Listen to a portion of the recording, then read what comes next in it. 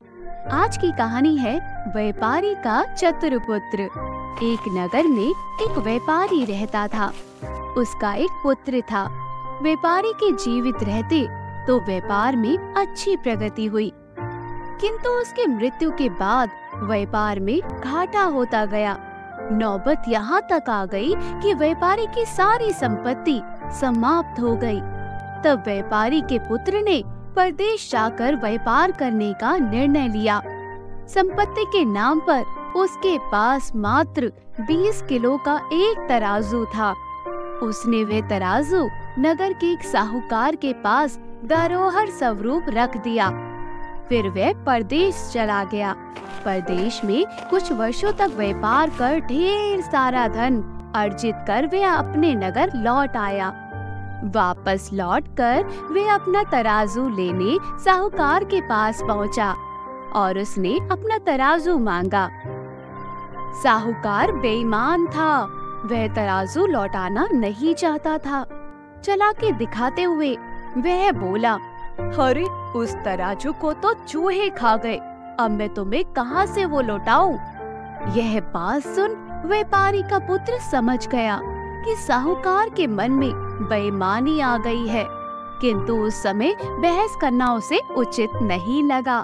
इसलिए वह बड़ी ही नम्रता से बोला, कोई बात नहीं साहूकार जी, अब मैं इसमें ना आप कुछ कर सकते हैं और ना मैं। शायद तराजू मेरे भाग्य में ही नहीं था।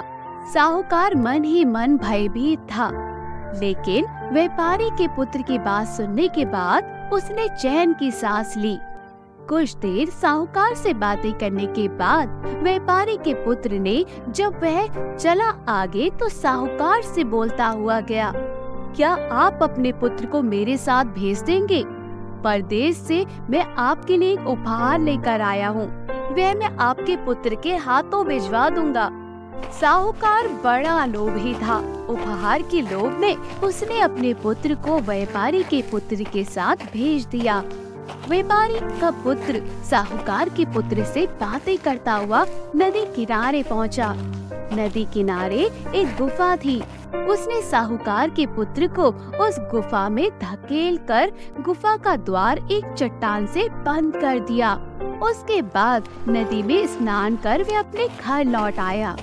इधर शाम हो गई और साहूकार का पुत्र घर नहीं लौटा।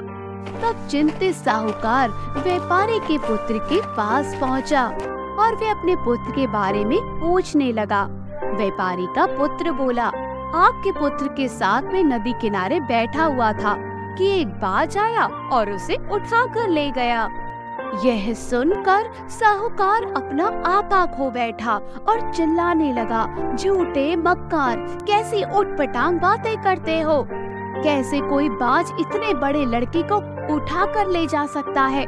बताओ मेरा पुत्र कहाँ है, नहीं तो मैं तुम्हारी शिकायत राजा से करूँगा। व्यापारी का पुत्र वही बातें दोहराता रहा, मैं सच कह रहा हूँ, आपके पुत्र को बाज उठाकर ले गया है। अब साहूकार क्या करता? तुरंत राजा के पास पहुंचा और जाकर व्यापारी के पुत्र की शिकायत कर दी। राजा द्वारा सैनिक भेजकर व्यापारी पुत्र को राज दरबार में बुलवाया गया। व्यापारी पुत्र जब राज दरबार पहुंचा तो साहूकार चिल्लाने लगा, महाराज, इसने मेरे पुत्र का अपहरण किया है, इसे दंड दीजिए और मुझे मेरा पुत्र वापस दिलवाइए। राजा ने व्यापारी पुत्र से उसका पक्ष पूछा तो वह बोला, मैं नदी किनारे साहूकार के पुत्र के साथ बैठा हुआ था, तभी एक बाज उसे उठाकर उड़ा ले गया। राजा को इस बात पर विश्वास नहीं हुआ। ऐसे कैसे हो सकता है? एक युवा लड़के को भला बाज कैसे उठाकर ले जा सकता है? तुम झूठे हो। यदि 20 किलो का मेरा लोहे का तराजू साधारण चूहे खा सकते हैं, तो बाज भी सेठ के लड़के को उठाकर ले जा सकता है। व्यापारी का पुत्र बोला और तराजू वाली बात बता दी राजा को। सारा मांजरा समझते देर नहीं लगी। उसने साहूकार को फौरन व्यापारी का पुत्र का तराजू वापस करने का आदेश दिया। साहूकार ने तराजू वापस कर दिया। तब व्यापारी के पुत्र ने भी साहूकार के पुत्र को गुफा से बाहर निकालकर बेच दिया। तो कहानी यहीं खत्म हुई। कहानी की सीख हमें यही सिखाती है, जब सीधी उंगली से घी नहीं निकलता तो टेढ़ी उंगली करनी ही पड़ती है। कहानी कैसी लगी हमें कमेंट बॉक्स में जरूर बताना और हमारे इस प्यारे से चैनल को सब्सक्राइब करना।